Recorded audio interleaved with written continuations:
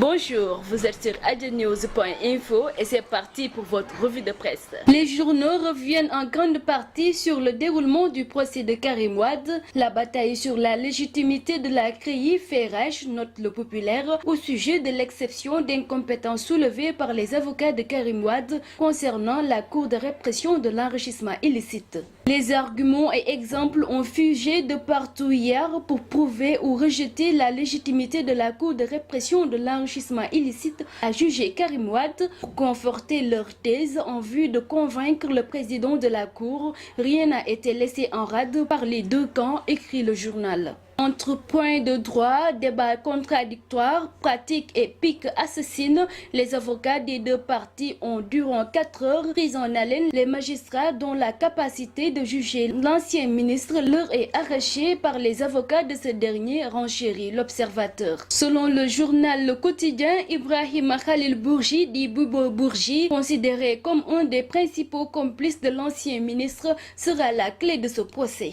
Ainsi, le juge Henri Grégoire Diop veut entendre Bibo Bourgi avant son évacuation en France où il doit se faire soigner. Cette audition devant permettre d'aller directement au fond de cette affaire, le juge de la CREI a demandé à la défense de soulever leurs exceptions en intégralité et non une par une. Walfadjri note que les avocats de Karim Wade ont été assez avisés pour déjouer le piège tendant à les inviter à présenter toutes leurs exceptions au lieu de les exposer séparément, seule condition pour autoriser l'évacuation de Bibo Bourgi. L'Observateur se fait l'écho d'un commentaire du chef de l'État relativement à ce procès. Karim Wade n'est ni un obstacle ni une menace pour moi, déclare le président de la République Macky Sall en réponse à certains observateurs qui voient l'ancien ministre comme un candidat sérieux à la présidentielle de 2017. Cette mise au point du président de la République Macky Sall fait le lien entre le procès Karim Wade et l'actualité politique, avec notamment le quotidien LAS annonçant que le chef de l'État démarre une campagne politique en août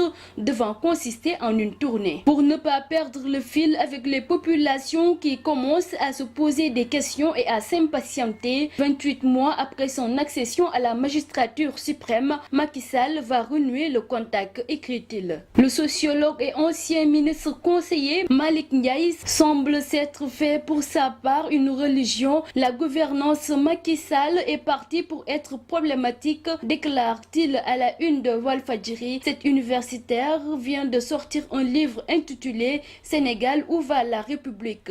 Approche critique, autocritique et prospective de la seconde alternance. Sommet États-Unis-Afrique à Washington, Obama met 33 milliards sur la table, nous indique le journal Le Populaire. Cet investissement devra booster le développement et l'emploi en Afrique.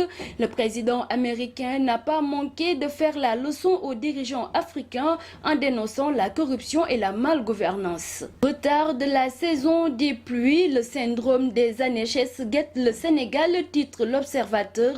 Le retard noté dans la saison des pluies inquiète. Cette situation s'était produite pour la dernière fois en 1950. Certaines régions ont perdu leur semis tandis que d'autres attendent toujours la première pluie. Les spécialistes de la météo imputent ce fait au phénomène El Niño et dérèglement climatique qui entraînent sécheresse en Afrique et ouragan ou fortes pluies en Amérique. Fait divers, retour sur la mort du jeune sapeur-pompier Chérif Ndao dans l'Observateur. L'enquête sur la mort du jeune sapeur-pompier en décembre 2013 au cours de sa formation à Thiès avance.